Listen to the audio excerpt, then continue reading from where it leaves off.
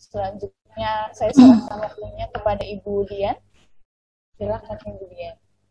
Terima kasih. Assalamualaikum warahmatullahi wabarakatuh. Selamat pagi ibu-ibu semua. Ini pesertanya ibu-ibu semua atau ada bapak-bapaknya? Ada bapaknya ya. Oke, selamat pagi ibu-ibu dan bapak-bapak. Salam kenal, saya Dian Ramawati. Saya dosen jurusan keperawatan di Unsur, khususnya dosen keperawatan anak. Tadi sudah dibacakan juga kurikulum vitae saya oleh moderator Dr. Emma. Terima kasih Dr. Emma. Pagi ini saya akan menyampaikan sedikit informasi dan mungkin juga berbagi pengalaman. Ibu-ibu, bapak-bapak silakan jika ada yang ingin menyampaikan pengalamannya terkait kebutuhan nutrisi dan pendidikan seksual pada anak usia sekolah.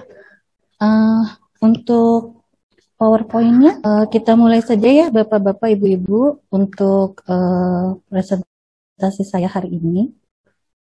Oke. Jadi tadi judulnya ada pengaruh konsumsi makanan dan pendidikan seksualitas pada kesehatan reproduksi anak usia sekolah. Jadi saya ingin menyampaikan dulu, tolong jangan ketakutan dulu mendengar kata-kata pendidikan seksualitas ya. Nanti kita akan membahas bersama-sama. Jadi saya tidak mengajarkan sesuatu yang memang Bapak Ibu tidak inginkan untuk diajarkan kepada anak-anak Bapak Ibu yang usianya masih usia sekolah. Yang pertama saya ingin menyampaikan tentang apa saja sih yang ingin saya sampaikan pada hari ini. Di hari ini saya akan menyampaikan tentang apa itu kesehatan reproduksi, kemudian faktor yang mempengaruhi kesehatan reproduksi, kemudian pengertian anak usia sekolah sampai dengan kondisi anak usia sekolah yang ada di Indonesia berdasarkan data statistik yang dilakukan oleh Kemenkes RI atau Kemendikbud RI. Kemudian kebutuhan nutrisi makanan anak usia sekolah, kemudian apa sih pengaruhnya terhadap kesehatan reproduksi anak usia sekolah. Lalu kenapa sih kita harus membahas pendidikan seksual atau kesehatan reproduksi pada anak usia sekolah? Ini kan udah belum waktunya atau belum saatnya dia belajar tentang kesehatan reproduksi misalnya. Gitu ya. Kalau di Indonesia kan budayanya besok mau menikah, hari ini baru diajarkan tentang pendidikan seksual gitu ya oleh orang tua. Nah ini kenapa dari usia sekolah kok sudah diajarkan? Kenapa harus sudah mulai dikenalkan gitu ya? Kemudian komponen pendidikan seksualitas apa saja yang diperlukan untuk anak usia sekolah dan apa sih pengaruhnya pendidikan seksualitas ini terhadap kesehatan reproduksi anak usia sekolah. Jadi ibu-ibu, bapak-bapak, yang pertama-tama saya ingin sampaikan adalah kondisi anak Indonesia. Jadi proporsi atau jumlah anak di Indonesia itu sangat besar. Ya, jadi jumlahnya sekitar 80 juta anak dan ini termasuk populasi yang terbesar keempat di dunia. Dan untuk di Jawa Tengah sendiri itu ada 12% anak. Jadi dari 80 juta anak, 12%-nya berada di Jawa Tengah. Kemudian hasil survei ini hasil survei UNICEF di tahun 2020, 47 dari 1.000 remaja perempuan pernah melahirkan. Remaja ya bapak-bapak, ibu-ibu. Jadi remaja itu kisaran usianya adalah 15 sampai 18 tahun menurut Kemenkes RI. Tapi kalau menurut WHO itu atau Badan Kesehatan Dunia PBB itu sampai umur 21 tahun. Nah, itu sudah 47,3 yang pernah melahirkan di Indonesia. Kemudian 84,4%-nya hamil berusia 18 sampai 24 tahun dan mengalami anemia atau mengalami kalau kita bilang darah rendah gitu ya, kalau misalnya atau dia pucat gitu ya. Kemudian ternyata 90% anak di Indonesia itu mengalami kesulitan dalam memenuhi kebutuhan dasarnya. Baik itu kebutuhan dasar pendidikan, makanan, kesehatan maupun tempat tinggal. Jadi Bapak Ibu bisa melihat di sini angkanya sudah lebih dari separuh, ya lebih dari 50% anak Indonesia yang mengalami kesulitan ketika dia membutuhkan kesehatan atau pelayanan kesehatan di Indonesia. Kemudian untuk gizi sekitar 34%. Jadi di Indonesia ini stunting masih lebih unggul, saya bilang lebih unggul ya, masih lebih mengkhawatirkan dibandingkan yang obesitas, walaupun ada juga beberapa anak yang mengalami obesitas. Kemudian apa sih itu anak usia sekolah? Jadi anak usia sekolah itu adalah anak-anak yang berusia 6 sampai 12 tahun. Jadi ketika usia 6 tahun dia adalah sudah siap untuk masuk sekolah, karena biasanya sudah masuk usia sekolah di Indonesia itu 7 tahun ya Bapak Ibu. Kemudian di usia 12 tahun adalah usia masa akhir kanak-kanak, dia sudah siap untuk menjadi remaja. Atau dia mengalami transisi dari masa anak-anak ke masa yang lebih dewasa, yaitu remaja. Nah, itu ada banyak perubahan baik biologis, fisiologis maupun psikologis. Jadi maksudnya adalah biologis tubuhnya berubah, kemudian fungsi dari organ-organ tubuhnya juga mulai lebih maju atau mulai lebih kompleks gitu ya. Kemudian secara psikologis dia juga ada perubahan perasaan gitu ya, lebih mudah tersinggung, lebih sensitif. Nah, itu adalah masa-masa ketika anak usia 12 tahun yang menjelang remaja. Kemudian karakteristik anak usia sekolah, mungkin Bapak Ibu yang punya anak usia 6-12 tahun bisa saling melihat apakah benar ya yang saya dapatkan ini datanya, bahwa energinya besar sekali. Mereka sangat senang kalau disuruh aktivitas. Itu sebabnya ketika pandemi COVID ini terjadi, maka yang paling frustasi itu anak usia sekolah. Jadi tidak bisa temannya, tidak bisa ketemu guru-gurunya, untuk olahraga pun terbatas, misalnya ya, tidak bisa main bola bareng, tidak bisa gulet bareng teman-temannya gitu ya. Karena dia punya banyak energi di dalam dirinya yang seharusnya bisa disalurkan gitu ya. Jadi orang tua ini harus pintar-pintar mencari aktivitas ketika masa pandemi COVID ini. Kemudian dia sudah mulai bicara dengan menggunakan kalimat yang kompleks. Jadi banyak pertanyaan ya Bapak Ibu, mungkin Bapak Ibu yang anaknya usia 6 tahun gitu ya, ini bertanya terus ya, dari A sampai Z itu semua ditanyain, apa ini, kenapa ini, kok bisa seperti ini, bagaimana kok seperti ini. Jadi semua pertanyaan itu ditanyakan. Dan bahkan sudah menggunakan kalimat-kalimat baru yang dia dapatkan ketika berteman, ketika dia melihat media sosial seperti YouTube, atau Instagram atau Facebook ya Bapak Ibu, ada kalimat-kalimat baru dia akan mencoba menggunakan, walaupun sebenarnya dia belum paham 100% apakah kalimat-kalimat itu atau kata-kata tersebut sesuai dengan fungsinya gitu ya. Kemudian dia sudah mulai memperhatikan bentuk tubuh. Jadi anak-anak yang menjelang remaja ini sudah mulai nih, saya kurus enggak ya, saya gemuk enggak ya, saya putih tidak ya, saya cantik tidak ya, saya kulitnya mulus tidak ya. Jadi sudah banyak memperhatikan bentuk tubuh dan sudah mulai minta pakai masker wajah gitu ya. Ibunya pakai masker wajah, anak juga ikut mulai. Yang remaja perempuan biasanya sudah mulai beli masker wajah, apalagi kalau yang diiklankan oleh idol-idol Korea gitu ya Bapak Ibu ya. Kemudian dan sudah mulai berkembang tanda-tanda seks sekunder. Yang dimaksud tanda-tanda seks sekunder itu misalnya mohon maaf payudara, kemudian bulu di bawah ketiak atau di daerah kemaluan gitu ya. Kemudian kalau laki-laki sudah mulai suaranya berubah gitu ya, atau kalau belum sampai ke menstruasi kalau yang perempuan, tapi dia sudah mulai ada tanda-tanda perkembangan seks sekunder. Kemudian dia sudah mulai bisa memberikan perhatian dalam jangka waktu yang lama. Jadi kalau belajar itu sudah mulai bisa nih duduk diam di meja selama sejam atau 2 jam baca bukunya atau mengerjakan PR-nya. Jadi tidak Bapak Ibu tidak perlu khawatir gitu ya kalau anaknya kok lama banget ya megang buku gitu ya. Belajar itu lebih baik dibandingkan kalau dia natap handphone gitu ya Bu, berjam-jam gitu ya untuk medsosnya. Nah itu sebabnya kalau dia lihat YouTube bisa panjang ya Bu, bisa berjam-jam.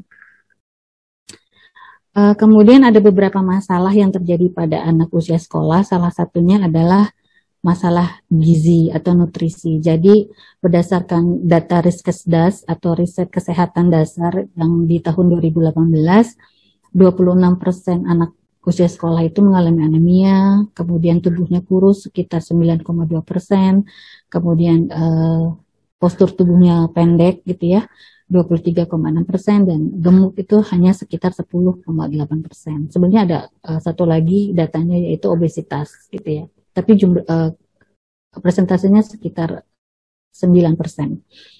Nah, kemudian kekurangan gizi yang terjadi pada anak usia sekolah itu adalah rendahnya konsumsi energi seperti protein, karbohidrat, dan lemak. Karena anak-anak usia sekolah ini lebih senang makan makanan fast food gitu ya Bu, atau junk food yang kadar proteinnya itu rendah gitu ya. Apalagi kadar vitamin dan mineralnya juga rendah.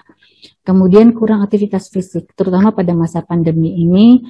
Banyak anak-anak yang harus tinggal di rumah, tidak bisa berangkat ke sekolah, tidak bisa main dengan teman-temannya di sekitar rumah gitu ya, karena memang dibatasi interaksinya. Nah, ini berdasarkan gizi dan kesehatan anak usia sekolah di survei pada tahun 2019.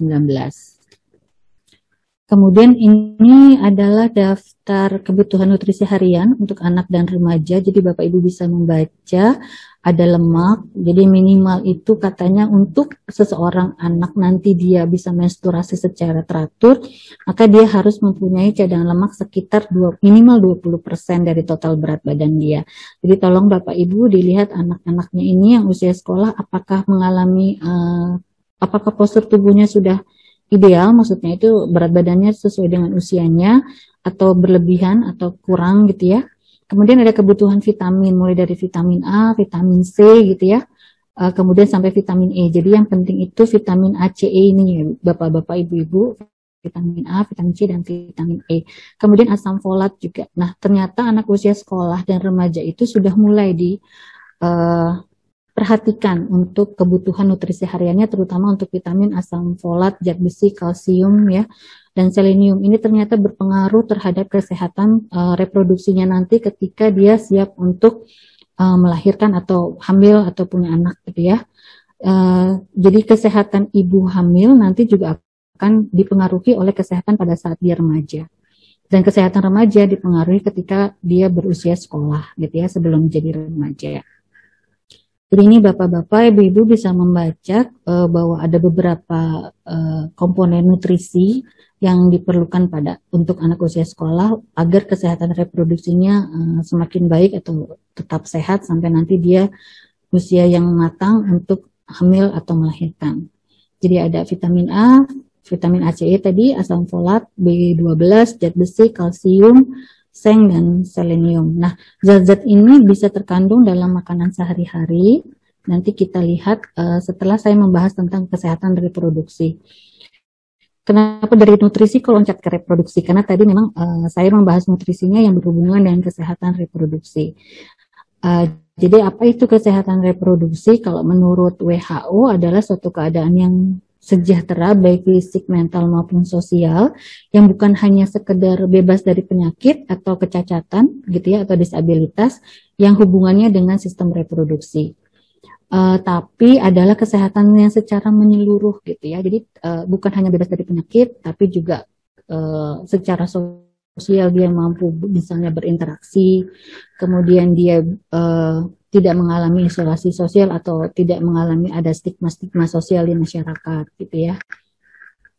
Kemudian dia berhak misalnya mendapatkan pelayanan kesehatan terutama untuk kesehatan reproduksinya baik di pelayanan kesehatan tingkat pertama maupun yang di rumah sakit. Kemudian untuk tujuan kesehatan reproduksi yang ditetapkan oleh PSRI di tahun 2016 adalah menjamin hak setiap orang untuk memperoleh pelayanan kesehatan reproduksi yang bermutu, aman, dan dipertanggungjawabkan. Jadi ini maksudnya adalah untuk kalau di Indonesia adalah untuk menurunkan angka kematian ibu dan anak. Ya, jadi ibu berhak atau perempuan di Indonesia yang sudah memasuki usia subur berhak mendapatkan pelayanan kesehatan yang bermutu, aman, dan dapat dipertanggungjawabkan, termasuk melahirkan. Jadi nanti bisa melahirkan generasi yang sehat dan berkualitas. Kemudian yang menjadi tujuan utama dari kesehatan reproduksi adalah termasuk kehidupan seksual atau hak-hak reproduksi perempuan. Jadi perempuan berhak untuk memutuskan apakah dia akan hamil, berapa jumlah anak yang dia ingin lahirkan, sampai ingin misalnya menggunakan alat kontrasepsi ketika dia misalnya sudah tidak sanggup lagi untuk melahirkan gitu ya, atau sudah mencapai usia yang beresiko tinggi untuk melahirkan. Kemudian sasaran utama untuk pendidikan kesehatan reproduksi pada remaja adalah pertama tentang seksualitas, kemudian HIV/AIDS dan nafsa. Jadi Bapak Ibu, kenapa usia sekolah kok sudah harus dikenalkan dengan pendidikan seksualitas? Karena memang banyak sekali fenomena-fenomena yang ada di luar kita atau yang dimuat di media itu yang sangat-sangat mengkhawatirkan ya. Jadi berdasarkan penelitian yang saya dapatkan, kekerasan seksual pada anak itu sudah dimulai pada saat anak berusia 3 bulan. Jadi ada bayi yang berusia 3 bulan mendapatkan kekerasan seksual, bahkan rata-rata anak yang mendapatkan kekerasan seksual itu adalah 4 tahun usianya. Jadi itulah kenapa kita sebagai orang tua harus paham tentang pendidikan seksualitas, karena sebagai orang yang paling dekat dengan anak, maka saya harapkan atau semua orang bisa mengharapkan bahwa Bapak Ibulah orang tua yang akan bisa memberikan pendidikan seksual pertama kepada anak, terutama anak usia sekolah. Nah, ini peranan nutrisi, kita balik lagi ke peranan nutrisi pada kesehatan reproduksi. Jadi asupan gizinya harus seimbang gitu ya. Jadi ada karbohidrat, ada protein, ada lemak. Jadi ternyata kalau kurang karbohidrat itu bisa mengalami gangguan menstruasi gitu ya. Misalnya menstruasinya tidak teratur, kemudian mengalami nyeri saat menstruasi, di awal menstruasi. Kemudian protein itu ternyata mengurangi peradangan dan kram saat menstruasi, terutama protein yang disebut dengan isoflavon. Kemudian untuk laki-laki ini memperkuat daya hidup sperma dan mencegah kemandulan. Jadi makanan itu bukan hanya kesehatan reproduksi itu bukan hanya notabene hubungannya dengan perempuan, tapi juga dengan laki-laki. Kemudian lemak omega 3 itu berfungsi untuk mencegah nyeri haid. Nah, kemudian vitamin juga sama untuk mencegah terjadinya dismenore primer pada remaja. Vitamin A mencegah terjadinya infeksi, vitamin C meningkatkan kesuburan, jadi banyak makan buah itu sangat bagus Bapak Ibu. Jadi anak-anak usia sekolah bisa mulai diberikan konsumsi buah yang teratur gitu ya setiap hari, misalnya mulai dari yang sederhana pisang, pepaya, jeruk gitu, atau mangga yang bisa kita temui sehari-hari di sekitar rumah kita. Kemudian vitamin E itu mendukung produksi sperma dan hormon seksual sehingga bisa mencegah kerusakan DNA sperma. Jadi vitamin E itu bukan hanya bisa dimakan oleh yang perempuan gitu ya, tapi yang laki-laki juga butuh vitamin E. Kemudian vitamin E C ini mengandung antioksidan yang cukup tinggi sehingga bisa menangkal serangan radikal bebas atau bakteri gitu ya, atau virus yang bisa menginfeksi atau merusak dinding sperma atau ovum. Nah, kalau untuk asam folat ini ibu-ibu yang sudah punya anak pasti ingat kalau hamil dikasih asam folat ya oleh dokter spesialis kandungannya. Ini memang untuk mencegah terjadinya kelainan kongenital pada saat bayi dilahirkan atau pada saat bayi di dalam kandungan. Ternyata asam folat ini bukan hanya dikonsumsi ketika hamil ibu-ibu, tapi sebelum hamil pada masa usia sekolah pun seharusnya sudah diberikan asam folat sehingga asupan nutrisi ini tidak langsung numpuk di satu waktu gitu ya, saat dibutuhkan saja, tapi sebenarnya dibutuhkan sejak usia anak-anak, remaja sampai nanti usia masa subur. Kemudian vitamin B untuk meningkatkan kesuburan wanita, juga ke kualitas sperma pada laki-laki. Kemudian zat besi dibutuhkan pada proses ovulasi. Kalsium juga ini mengurangi gejala nyeri pada menstruasi. Nah, ini seng. Seng ini biasanya digunakan untuk perawatan luka atau proses penyembuhan luka, tapi ternyata ini berfungsi untuk pematangan organ seksual baik laki-laki maupun perempuan, gitu ya, terutama untuk pria. Kemudian kekurangan seng akan menyebabkan penurunan hormon testosteron yang nanti akhirnya mengurangi produksi sperma yang sehat. Kemudian magnesium mengurangi nyeri menstruasi dan mencegah infertilitas pada pria.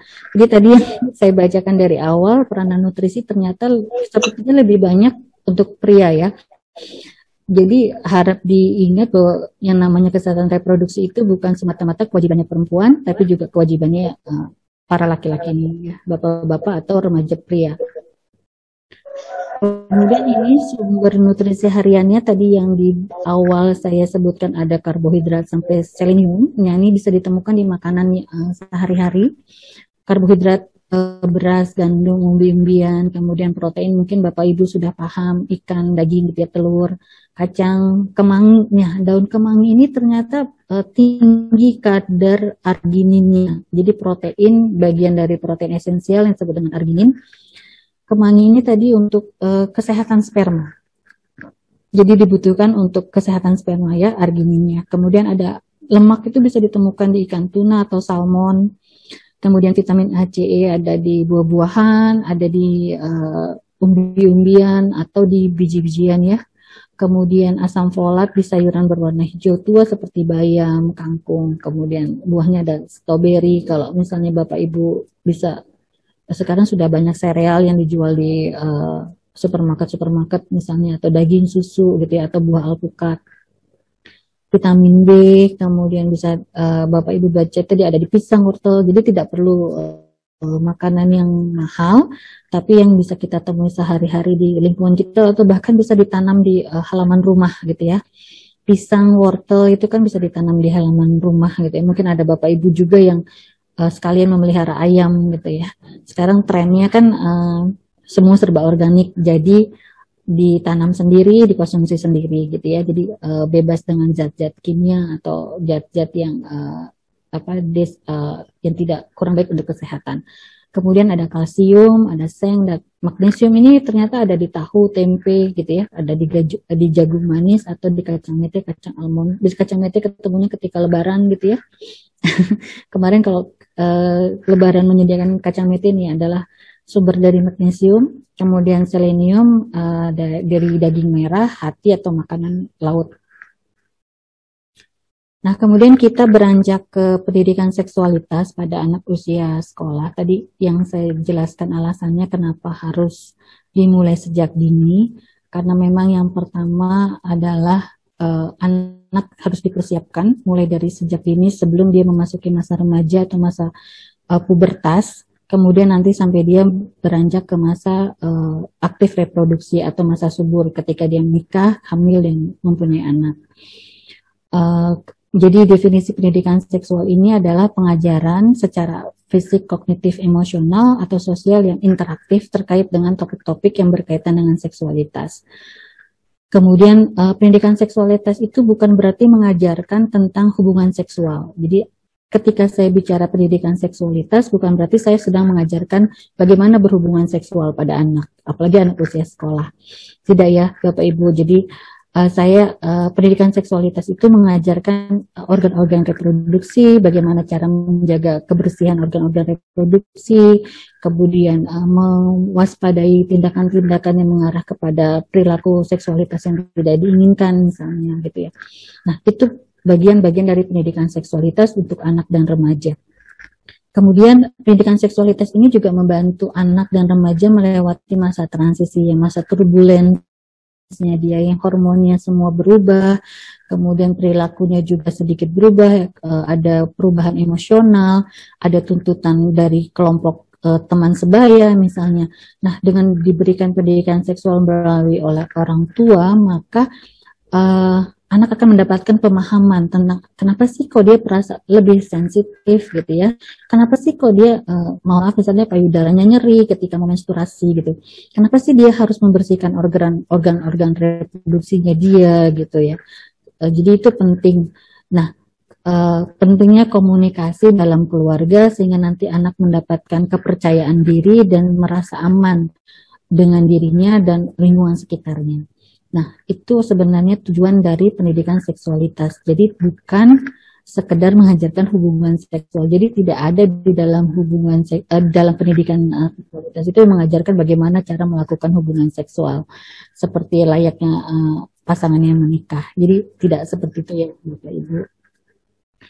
Kemudian ini ada beberapa istilah dalam seksualitas. Kenapa saya sampaikan agar kita sama-sama paham bahwa seksualitas itu bukan semata-mata hubungan seks gitu ya.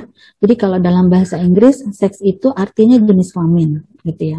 Jadi ada karakter biologis yang dapat membedakan antara laki-laki dan perempuan.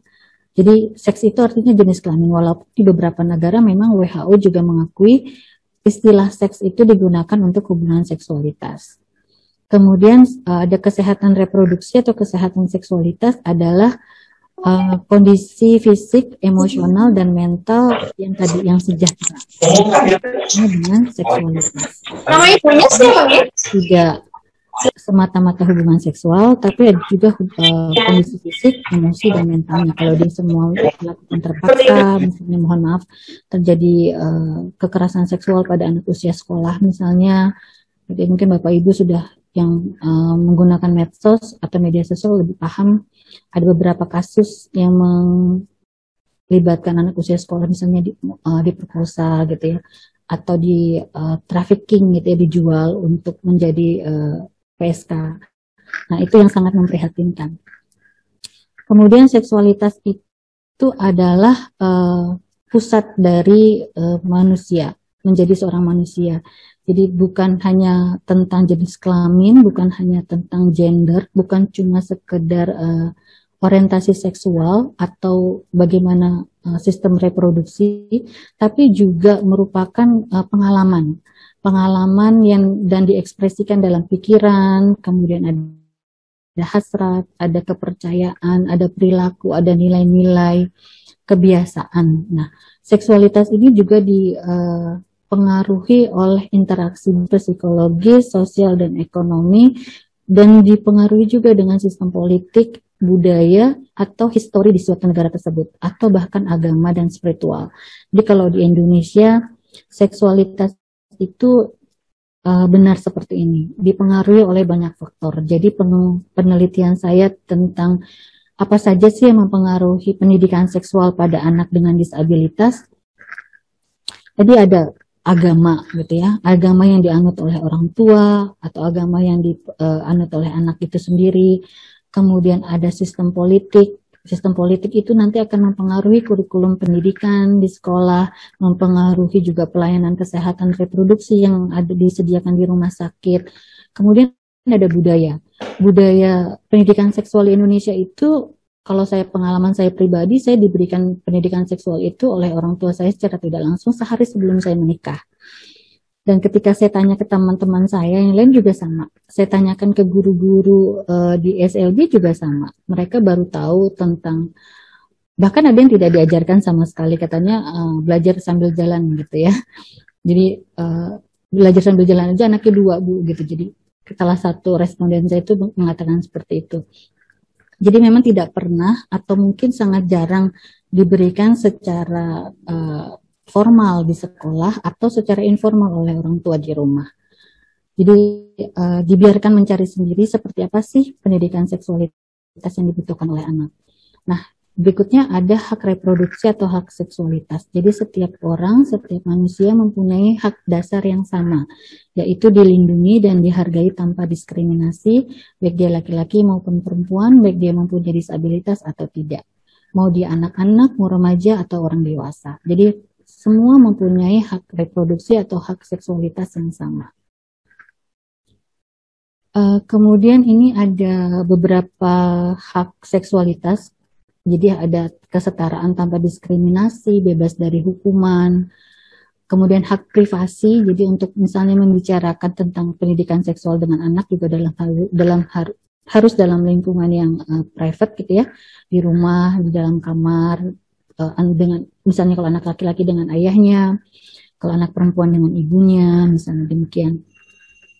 Kemudian hak untuk mendapatkan kesehatan seksual atau kesehatan reproduksi, jadi mendapatkan pelayanan kesehatan reproduksi di rumah sakit. Kemudian berhak untuk menikah dan membentuk keluarga sesuai dengan keinginan pribadi, kemudian menentukan jumlah anak atau menjaga jarak antar anak, hak untuk mendapatkan informasi dan pendidikan seksualitas. Nah, ini hak untuk mendapatkan informasi dan pendidikan seksualitas, baik di anak-anak, remaja maupun dewasa. Kemudian hak untuk mengungkapkan pendapat dan berekspresi, serta mendapatkan rehabilitasi jika dia mengalami pelanggaran hak dasar manusia. Tadi misalnya mengalami kekerasan seksual, maka dia berhak mendapatkan rehabilitasi atau pelayanan kesehatan atau treatment dari psikolog atau dari dokter-dokter yang memang berkompeten, yang mempunyai kapabilitas dan berwenang untuk memberikan rehabilitasi. Nah, apa sih pendidikan seksual untuk anak usia sekolah? Jadi tujuannya adalah memberikan dukungan dan melindungi perkembangan seksualitas pada anak. Jadi kita harus memberikan dukungan tentang tumbuh kembang anak. Gitu ya. Anak itu nanti akan jadi remaja, dia akan menjadi wanita dewasa, dan dia harus dilindungi perkembangannya. Jadi jangan sampai ada yang melakukan atau mengeksploitasi anak kita yang sudah mau besar ini, yang sudah mau mekar gitu ya, dan mengalami kekerasan seksual atau mengalami tindakan-tindakan yang tidak diinginkan.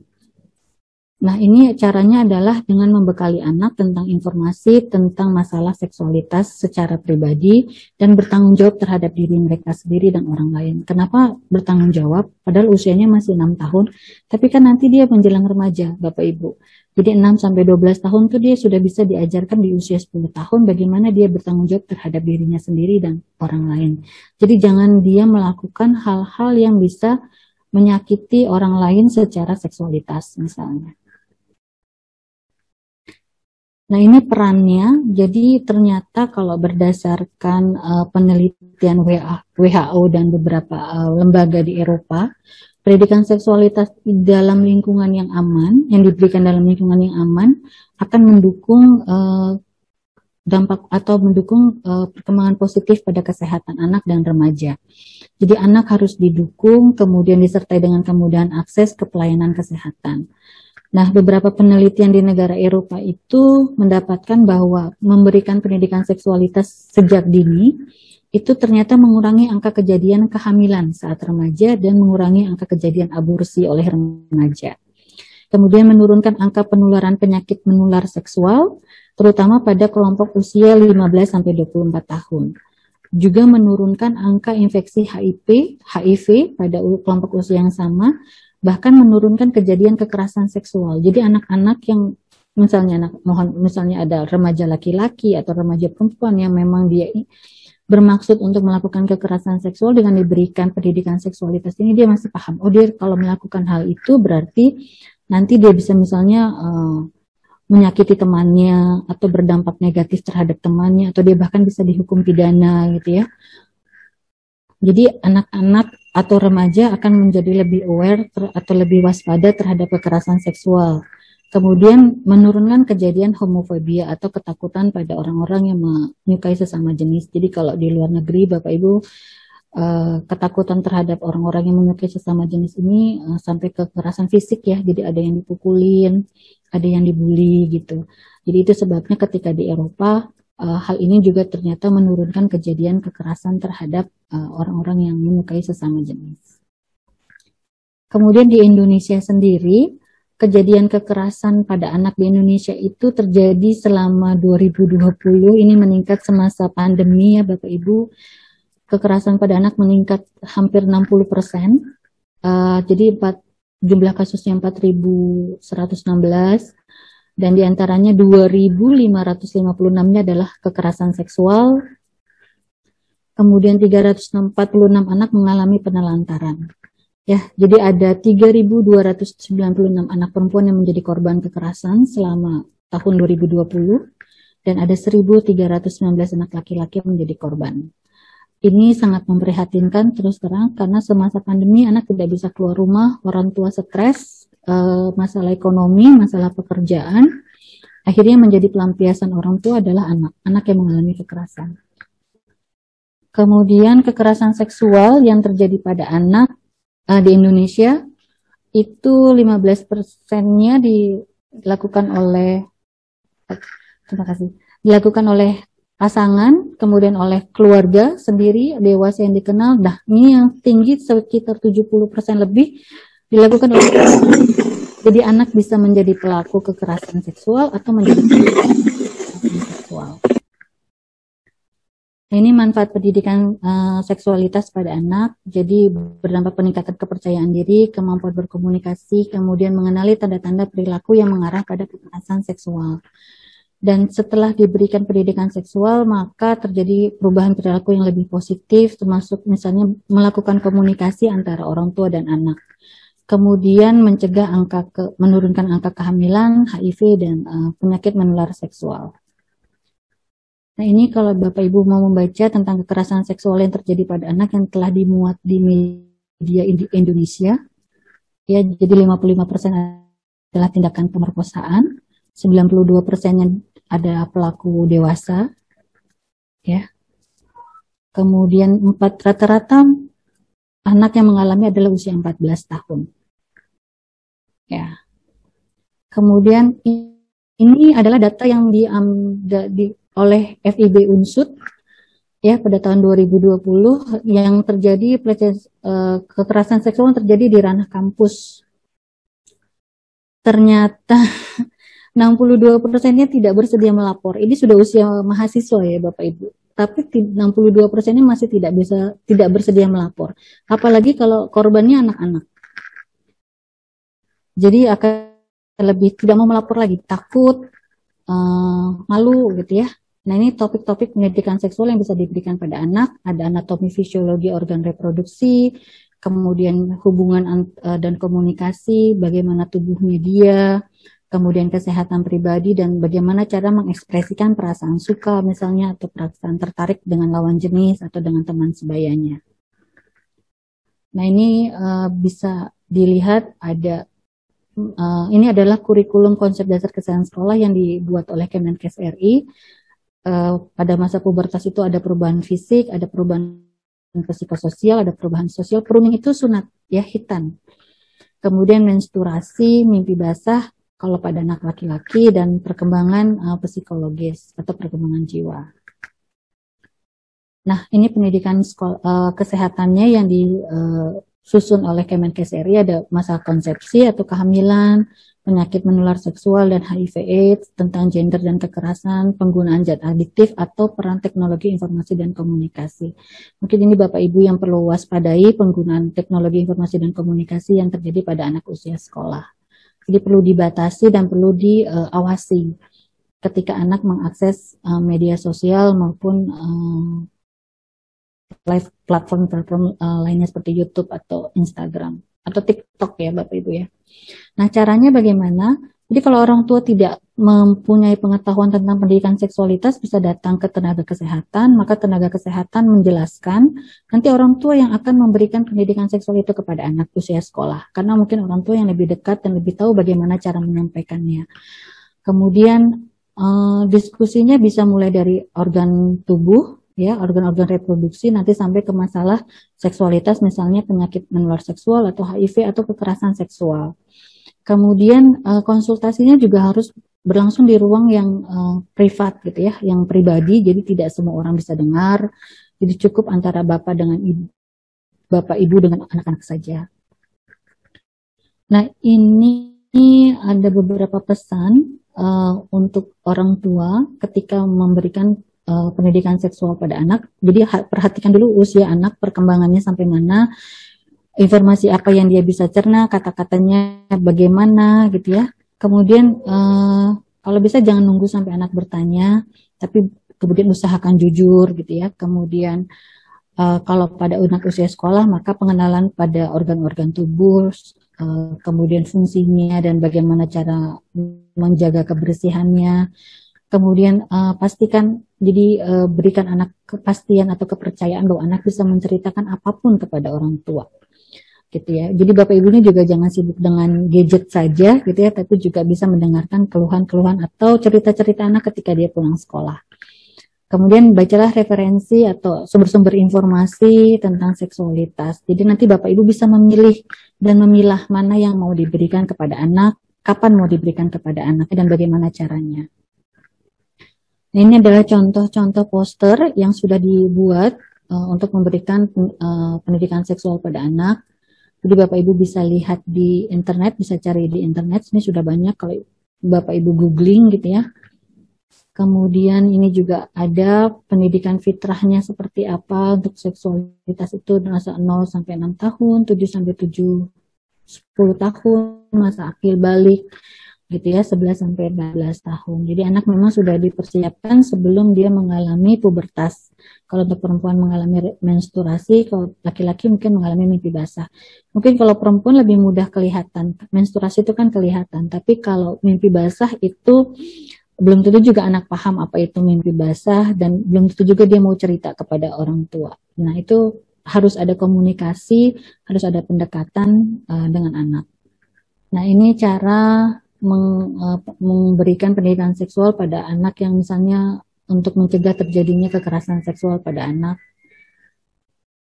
Ini poster untuk anak usia sekolah, jadi mudah dipahami, mudah dilihat, kalimatnya singkat, ada gambar, jadi anak lebih paham. Jadi bagian mana tubuhnya yang boleh dipegang oleh ayah ibunya atau oleh orang lain, bagian mana yang boleh diperlihatkan, atau dia boleh melihat bagian tubuh orang lain yang seperti apa. Nah, ini sudah ada posternya. Dan apa yang terjadi, apa yang harus dia lakukan ketika dia mengalami atau ada orang yang memperlihatkan tanda-tanda perilaku seksual yang tidak diinginkan. Nah, terima kasih Bapak Ibu atas perhatiannya. Demikian yang bisa saya sampaikan untuk nutrisi dan kebutuhan nutrisi dan pendidikan seksual untuk kesehatan reproduksi anak usia sekolah. Bila ada pertanyaan, saya persilakan. Terima kasih Bu Narsdian. Ya, sekian presentasi dari materi Ibu Dian tentang pengaruh nutrisi, pengaruh konsumsi makanan terhadap pendidikan seksualitas. Menarik sekali, mengundang banyak pertanyaan ini, Bu. Oh gitu ya. Kita mulai yang mungkin relevan dulu ya, Bu. Ini kan ada juga yang mungkin lebih dijelaskan lagi, ada yang pertanyaan dari Pak Nugroho Budi. Oh ya. Bagaimana cara yang baik? Jadi yang ditanyakan adalah cara penyampaiannya. Cara penyampaian. Pendidikan seksual atau pendidikan seksualitas ini terhadap anak yang usianya 10 tahun. Langsung saya jawab? Langsung boleh. Oh ya. Pertanyaan selanjutnya saya sampaikan. Oh ya, oke. Terima kasih Pak Nugroho atas pertanyaannya. Jadi pertanyaannya bagaimana cara yang baik untuk menyampaikan tentang pendidikan seksual pada anak usia 10 tahun. Ini anaknya laki-laki atau perempuan ya? Kalau laki-laki. Ya, jadi kalau untuk laki-laki dan perempuan memang ada perbedaan ya Bapak. Karena kalau untuk perempuan kan masa pubertasnya itu ditandai dengan menstruasi. Jadi Pak Nugroho dan Ibu misalnya atau istri bisa memberikan dengan cara misalnya memperlihatkan gambar. Tadi ya, gambar tentang anggota tubuh. Misalnya mulai dari kepala, tangan, sampai ke bagian-bagian yang organ reproduksi. Misalnya payudara sampai ke kemaluan misalnya. Nah, kalau udah usia 10 tahun ini udah kalau untuk perempuan nanti dipersiapkan dia menstruasi. Jadi dia harus diajarkan bagaimana caranya menjaga kebersihan organ-organ reproduksinya dia. Dia bisa pakai gambar, Bapak. Pakai gambar poster anak perempuan, misalnya kalau memang anaknya perempuan, kemudian dikenalkan, kamu tahu nggak ini namanya apa, misalnya gitu. Ini fungsinya apa? Kalau ini boleh dilihat oleh siapa saja, misalnya seperti itu. Jadi yang pertama dikenalkan dulu alat-alat anggota tubuh, namanya dan fungsinya, kemudian cara menjaga kebersihannya. Mungkin kalau anaknya perempuan, anak akan tidak merasa malu kalau yang bicara adalah ibunya. Kalau yang ngasih tahu dia bapaknya mungkin dia malu gitu ya Pak. Karena budaya Indonesia kan biasanya anak perempuan lebih dekat ke ibunya gitu ya, misalnya terutama untuk hal-hal yang masalah pribadi. Nah kalau untuk anak laki-laki bisa juga dengan poster atau dengan video. Ya, ada beberapa video di YouTube yang memang bisa diakses untuk mengajarkan pendidikan seksual. Jadi ini sebenarnya saya prihatin kalau di Indonesia ini akses atau sumber informasi pendidikan seksual itu masih sangat jarang sekali, terutama yang ada di internet. Tapi kalau di luar negeri itu udah banyak banget. Jadi saya punya daftarnya dan mungkin tapi dalam bahasa Inggris ya Bapak. Jadi kalau ingin diakses sih bisa-bisa aja. Jadi Bapak bisa memilih mana video yang bisa ditampilkan untuk anak Bapak, mana yang tidak bisa. Jadi orang tua yang memilah dulu, kemudian baru menyampaikan kepada anak. Jadi cara yang baik tentunya dengan kata-kata yang baik, tidak terburu-buru, kemudian dalam suasana yang santai, jadi ngobrol santai gitu dengan anak. Kalau misalnya bisa dengan boneka, boleh pakai boneka atau pakai poster atau alat peraga lainnya atau pakai buku gitu ya Bapak Ibu atau pakai video. Nah itu bisa dipilih oleh Bapak Ibu yang memang aman menurut Bapak Ibu atau sesuai dengan prinsip-prinsip hidup yang Bapak Ibu anut, misalnya agama atau spiritualitasnya atau ya gaya hidupnya ya, nilai-nilai hidup atau budaya yang Bapak Ibu percayai seperti apa gitu. Nanti izinkan anak untuk bertanya, jadi komunikasinya dua arah. Jadi izinkan anak untuk bertanya, izinkan anak untuk mengeksplor pengetahuannya seperti apa gitu. Begitu sih ya Bapak Ibu. Jadi tiap-tiap anak itu berbeda memang.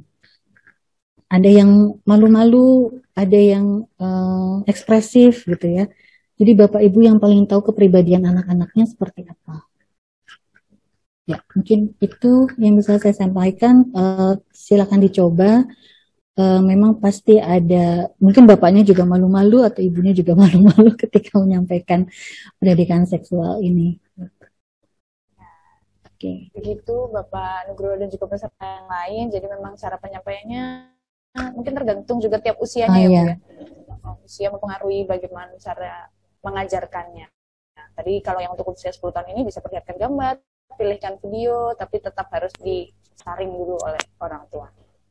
Kemudian lanjut ya Bu, pertanyaannya masih ada 5 lagi. Pertanyaannya selanjutnya ini mungkin hubungannya malah sesuai sama materi ini Bu. Nutrisi ya, konsumsi makanan terhadap pendidikan seksualitas, tapi ini langsung ke arah menstruasinya. Kira-kira kalau dari apa yang mempengaruhi menstruasi lebih cepat? Bisa nggak nutrisi misalnya mempengaruhi nutrisi? Iya, ya. Terima kasih nih Mbak Puput atau Ibu Puput ya. Pertanyaannya apa saja bisa mempengaruhi menstruasi lebih cepat? Jadi banyak ya faktornya, bisa makanan, bisa memang faktor biologis atau keturunan gitu ya. Itu banyak. Tapi kalau dari segi makanan memang yang lebih banyak menurut penelitian itu adalah yang kalau konsumsi makanan berlemak. Ya. Jadi lemak itu kan berikatan nanti dengan yang namanya hormon estrogen, Ibu. Jadi atau Mbak Puput ini ya. Hormon estrogen itu nanti diperlukan untuk ovulasi ovum atau sel telur perempuan yang nanti akhirnya bisa menyebabkan menstruasi gitu ya. Nah, biasanya atau menurut penelitian anak-anak perempuan yang mengalami obesitas atau kelebihan berat badan, dia mengalami menstruasi lebih cepat dibandingkan anak perempuan yang seusia dia. Gitu. Jadi karena memang konsumsi lemaknya atau kandungan lemak dalam tubuhnya dia lebih banyak dibandingkan anak-anak lain yang tidak mengalami obesitas atau kelebihan berat badan.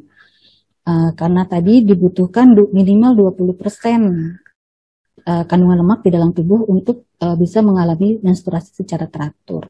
Jadi memang lemak yang mempunyai peran besar ketika menstruasi. Ya. Demikian Mbak Puput. Coba nanti dihitung-hitung berat badan anaknya. Jadi bisa dihitung berdasarkan IMT ya atau indeks massa tubuh. Jadi berat badan per tinggi badan kuadrat. Jadi berat badannya dalam kilogram, tinggi badannya dalam meter, gitu ya. Jadi nanti dihitung berat badan idealnya berapa. Jadi kalau berlebih mungkin anak perlu dibatasi sedikit untuk asupan lemaknya. Kalau kurang berarti butuh ditambah. Yap, begitu Ibu Puput dan juga peserta yang lain. Jadi salah satu yang mempengaruhi menstruasi lebih cepat adalah konsumsi lemak itu tadi dan terjadi pada anak yang obesitas. Nah, kalau salah satu faktor yang lain bisa juga misalnya ternyata anaknya nggak obesitas nih atau konsumsi lemaknya baik-baik aja, tapi kok menstruasinya lebih cepat. Itu berhubungan dengan pubertas yang lebih cepat. Pubertas itu tadi seperti disampaikan Bu Dian, munculnya tanda-tanda seksual sekunder. Jadi yang perubahan pada bentuk tubuh. Kalau itu lebih cepat biasanya menarche-nya atau menstruasinya bisa mulai lebih awal. Itu kenapa faktor yang lain selain nutrisi tadi bisa juga diperiksakan ya. Bisa jadi ada tumor di pusat hormonalnya, bisa juga ada kista ovari, itu tetap harus diperiksakan terlebih dahulu. Selanjutnya pertanyaannya adalah ini mungkin beliau Ibu Nini Purwastuti. Mungkin beliau ingin mulai mengajarkan pendidikan seksualitas tapi anaknya sulit makan. Bagaimana cara mengatasi pada anak remaja yang sulit makan? Iya, jadi terima kasih Mbak Nini. Kalau mengatasi remaja yang sulit makan itu mungkin memang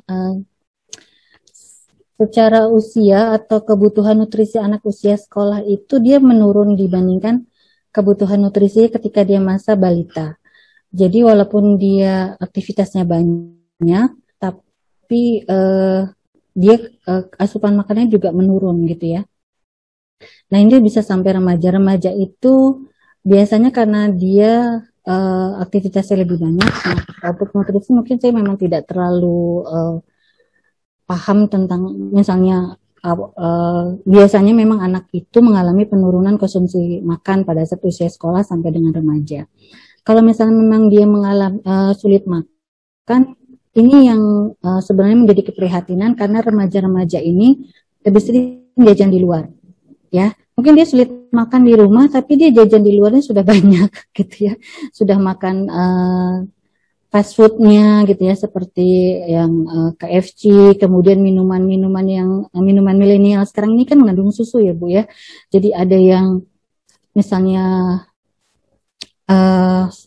yang dijual-jual di pinggir jalan itu saya tidak paham satu-satu, tapi ada misalnya taro dengan susu, kemudian pisang dengan susu, milkshake gitu ya.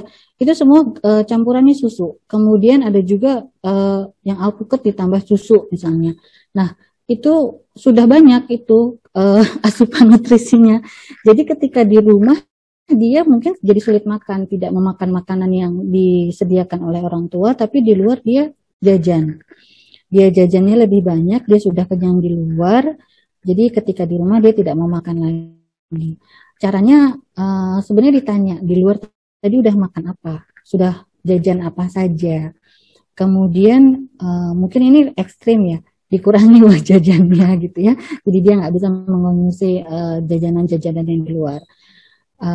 Ya memang seperti itu gayanya remaja ya Bu, karena memang dia kalau remaja itu lebih tergantung pada teman sebaya. Jadi dia akan ikut dengan teman sebaya. Teman sebayanya suka makan ini, ya dia ikut makan jajan yang seperti itu. Dan biasanya memang mengurangi makan yang di rumah. Remaja itu dipilih, ini agak repot untuk ibu-ibu, ditanyakan mau makan apa gitu ya, misalnya menunya apa, kemudian bisa juga diajak masak bareng gitu ya dengan orang tuanya kalau pas hari libur sekolah misalnya, kemudian jadi dia senang hasil masakannya dimakan oleh sekeluarga. Nah itu juga bisa untuk misalnya membantu anak untuk bisa menyiapkan makan sendiri, kemudian dia senang kalau ada orang yang makan masakan dia. Jadi diberikan tanggung jawab ketika untuk menyiapkan makanan misalnya seperti itu kalau remaja, karena memang dia sudah besar gitu ya. Jadi kalau dari saran saya seperti itu, ditanya jajan apa di luar, kemudian bisa dikurangi uang jajan, atau bisa juga diajak menyiapkan makanan bersama untuk keluarga. Atau ditanya dia mau makan apa hari ini, menunya apa gitu. Dan seperti itu. Ya begitu Ibu Nini Purwastuti dan serta webinar yang lain, ada trik-triknya ya untuk remaja yang sulit makan. Terutama karena sudah remaja memang betul sering jajan, jadi sampai rumah sudah kenyang, jadi tidak mau makan, kesannya tidak mau makan, padahal sudah banyak yang dia konsumsi. Pertanyaan selanjutnya, ini Bu, apa saja hal-hal yang perlu diajarkan pada anak usia sekolah dasar tentang pendidikan seksual untuk melindungi diri dari kekerasan seksual? Mungkin poin-poinnya langsung apa saja yang tadi mungkin sudah dijelaskan sedikit ya, mungkin perlu ditekankan. Terima kasih Mbak Eka Dian, ini namanya mirip ya. Jadi yang bisa diajarkan, pertama tadi diajarkan tentang organ tubuh, alat-alat tubuh dan fungsinya, kemudian tadi di poster ya, kalau saya boleh ulang ini di posternya, bisa kelihatan nih. Nah ini bisa dilihat Bu Eka Dian, jadi bagian tubuh pribadi yang tidak boleh disentuh atau tidak boleh dilihat oleh sembarang orang, apa saja misalnya bibir, dada, dan kemaluan gitu ya. Kemudian jadi dia kalau mandi jangan di teras ya Bapak Ibu, jangan di depan rumah gitu. Jadi saya punya tetangga memang yang kadang memandikan anak usia sekolah aja di depan rumah gitu ya, nah perempuan lagi. Nah jadi jangan seperti itu, karena memang itu kita harus jaga privasinya anak kita gitu ya, bagian tubuh pribadi dia. Kemudian ketika ayah ibu memandikan itu yang hanya boleh menyentuh itu adalah orang tua.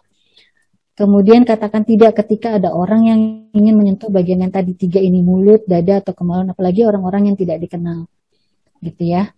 Kemudian atau melihat seseorang yang memperlihat atau menyuruh, jika ada orang yang menyuruh anak kita itu membuka baju di depan dia gitu ya, atau orangnya tersebut yang membuka baju gitu.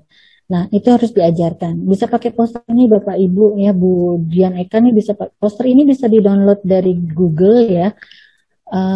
Jadi keywordnya itu pendidikan seksual untuk anak, nanti akan muncul gambar gitu. Jadi klik bagian gambar pada Google, nanti akan muncul gambar-gambar tentang pendidikan seksual yang bisa diajarkan pada anak. Kemudian atau memperlihatkan film atau foto telanjang. Jadi ketika dokter memeriksa pun harus ditemani orang tua gitu. Jadi dokternya juga nggak boleh sendirian. Nah, ini termasuk ada tangan, mata, dan mohon maaf bagian bokong gitu ya. Nah, yang perlu kita waspadai adalah bukan cuma sekedar orang asing yang tidak dikenal oleh anak, tapi juga orang yang dikenal oleh anak. Misalnya tetangga, kerabat gitu ya. Itu juga hati-hati karena banyak kejadian atau kasus kekerasan seksual itu tidak dilakukan oleh orang yang tidak dikenal oleh anak, tapi malah orang yang dikenal oleh anak. Mungkin Bapak Ibu ingat ada seorang anak yang membunuh anak balita dengan cara diceburkan ke dalam bak mandi itu ya. Ternyata anak remaja yang melakukan itu mengalami kekerasan seksual oleh pamannya. Dan itu sudah berlangsung 3 tahun kekerasan seksualnya itu. Dan bukan dari cuma satu orang. Dari pamannya dan dari tetangganya juga. Nah, itu yang menyebabkan dia akhirnya frustasi, marah, dan dia melampiaskannya pada anak balita tersebut. Jadi Bapak Ibu, bukan cuma untuk Bu Dian Eka Dian saja, tapi untuk semuanya, tolong ini diberitahu kepada anak-anak kita, kemudian diingatkan, selain orang tua, sebaiknya jangan ada yang memegang, baik itu dia kenal maupun tidak dikenal, karena kebanyakan yang pelakunya adalah yang dikenal oleh anak. Kejadian lagi yang mungkin yang ada di sekitar Banyumas adalah anak SD diperlihatkan film atau foto tentang melakukan hubungan seksual. Kemudian diminta mengulangi. Ini anak SD loh Bu. Anak SD di salah satu SD di wilayah Kabupaten Banyumas. Dia minta temannya itu mengulangi adegan yang ada di film tersebut. Adegan tersebut adalah hubungan seksual. Nah, itu yang perlu kita hati-hati. Jadi anak juga harus dikenalkan kalau adegan seperti ini tidak boleh dilakukan misalnya. Kalau adegan yang seperti ini sebaiknya jangan dilihat. Kalau ada orang yang memperlihatkan adegan seperti ini, jangan pergi dari orang tersebut, lari gitu ya. Atau laporkan ke guru sekolah atau orang dewasa yang ada di sekitar dia. Jadi itu yang perlu kita, jadi bisa teman sebaya, bisa kakak kelas yang melakukan tersebut. Atau orang yang, jadi biasanya orang yang dikenal Bu. Ini juga harus hati-hati. Jadi anak harus dikenalkan bagian-bagian tubuh mana saja yang tidak boleh disentuh, kemudian bagian tubuh mana saja yang tidak boleh diperlihatkan, kemudian perilaku apa saja yang dia sebaiknya jangan lihat, atau jangan lakukan, jangan tiru, gitu ya. Itu juga perlu dikenalkan ke anak. Jadi masalah tabu misalnya tidak boleh lihat adegan-adegan atau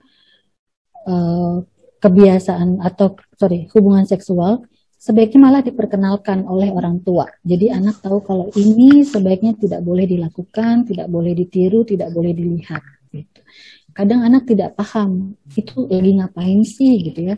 Itu sih seperti apa, mungkin dianggap dia kayak main aja gitu, karena dia tidak paham kalau adegan itu adalah hubungan seksual. Mungkin itu yang bisa saya sampaikan. Apakah masih ada pertanyaan? Masih ada. Oh, masih ada.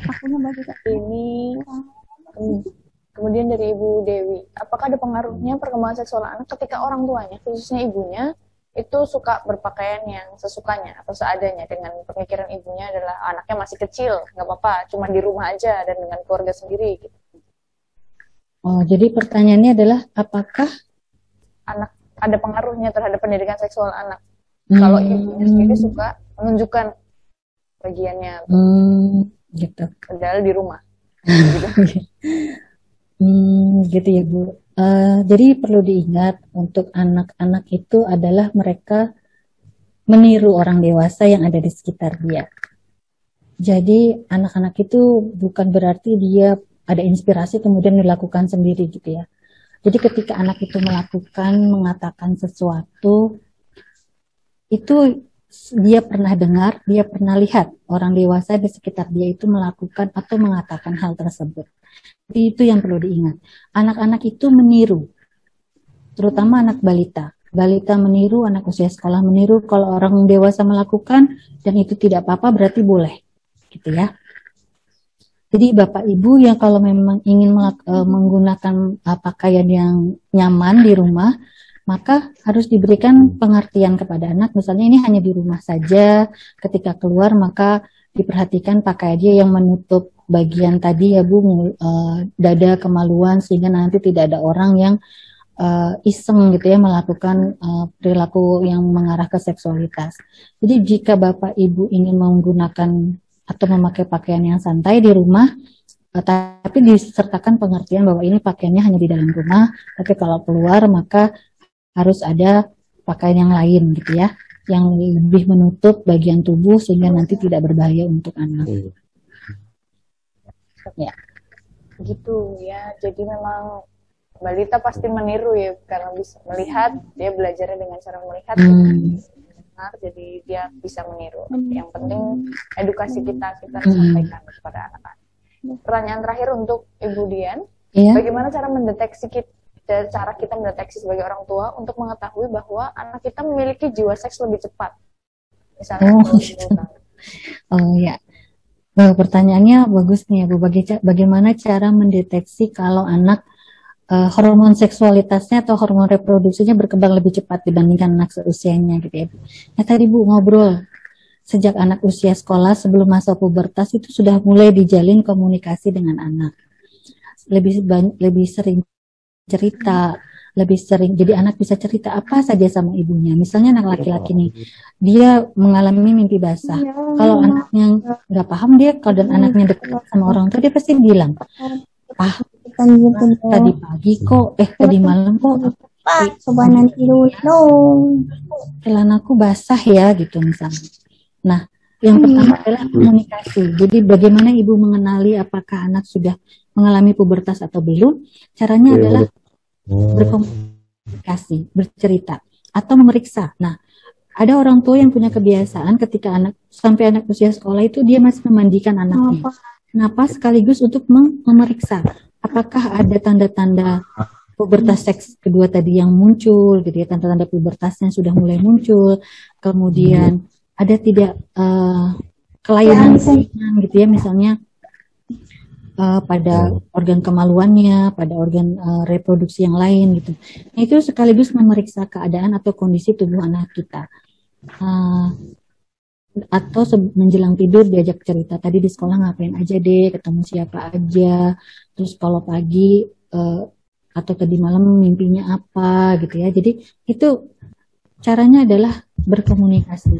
Jadi tidak bisa pubertas kan. Jadi mulai komunikasi itu harus dijalin sejak anak usia dini, kemudian berikan anak kepercayaan bahwa Bapak Ibu itu bisa dipercaya oleh dia bisa cerita apa aja, terbuka, mau cerita temannya, mau cerita gurunya, mau cerita hal-hal yang lain, itu Ibu Bapak terbuka dan mendengarkan tanpa menghakimi. Misalnya belum apa-apa diceritain anaknya udah dibentak, kamu ngapain sih kayak gitu? Nah, itu anak akan ketakutan, tidak mau akan lagi cerita sama orang tua, karena dia merasa setiap dicerita nanti dia ujung-ujungnya diomelin gitu, ujung-ujungnya disalahin. Atau bahkan Bapak Ibu mendatangi temannya itu misalnya, langsung ngomel-ngomel ke temannya itu atau ke orang tua temannya, nanti dia malu, akhirnya dia tidak punya teman. Itu sebabnya nanti dia nggak mau cerita lagi sama Bapak Ibu, karena nanti kalau dia cerita temannya nggak mau berteman sama dia karena diomelin sama Bapak Ibu. Jadi komunikasi itu harus jangan emosional gitu ya. Kalau memang ada kesalahan maka dicari tahu penyebab kesalahannya itu apa dan kemudian sama-sama diselesaikan dengan cara yang baik-baik sehingga anak merasa aman dengan orang tua, merasa nyaman bicara dengan orang tua, dan tidak perlu mencari orang lain atau teman sebayanya yang dianggap dia lebih percaya gitu ya Bu. Jadi mungkin sama-sama untuk kita semua belajar untuk menjalin komunikasi sejak anak-anak masih kecil, membiasakan anak untuk cerita apa saja dengan orang tua. Terima kasih perhatiannya Bapak Ibu. Saya cukupkan sampai sini untuk tentang kebutuhan nutrisi dan pendidikan seksual pada anak. Jadi semoga Bapak Ibu tidak takut lagi, tidak malu mengenalkan pendidikan seksual sejak dini pada anak, karena memang itu yang saat ini dibutuhkan oleh anak. Dan masa milenial ini adalah masa-masa yang kalau menurut saya memprihatinkan, karena memang banyak kekerasan seksual yang terjadi pada anak dan usianya semakin muda gitu ya. Untuk moderator saya ucapkan terima kasih juga yang sudah memandu acara.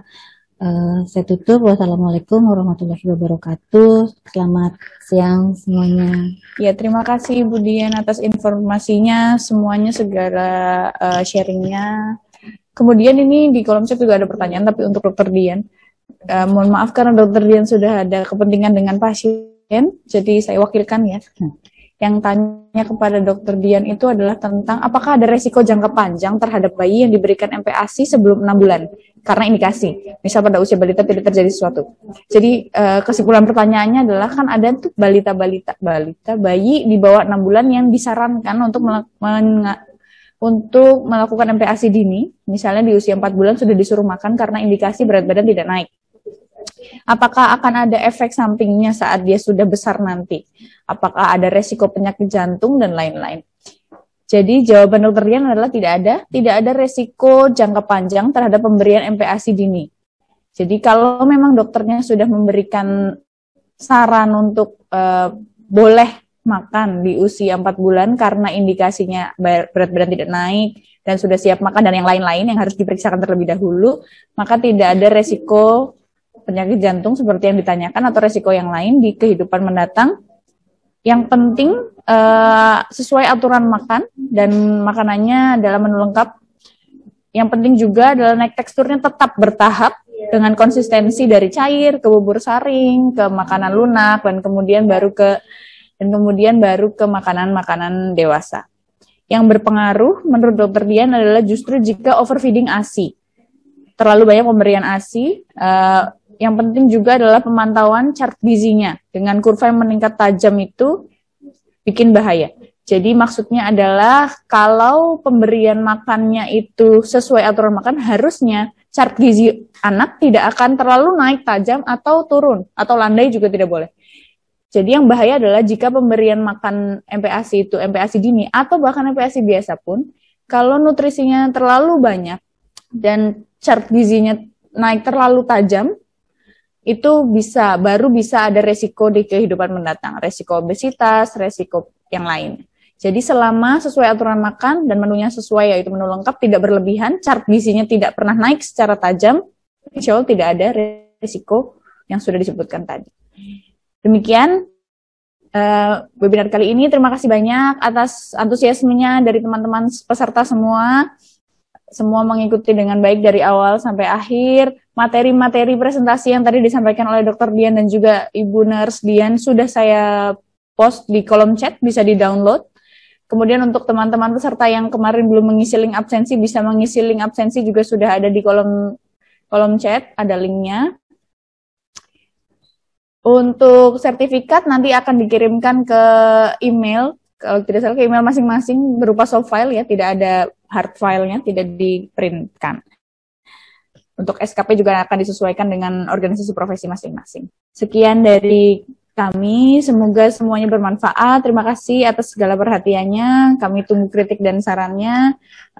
Semoga ilmu ini bisa bermanfaat untuk diri sendiri dan untuk pasien-pasien Bapak Ibu semua. Terima kasih. Wassalamualaikum warahmatullahi wabarakatuh.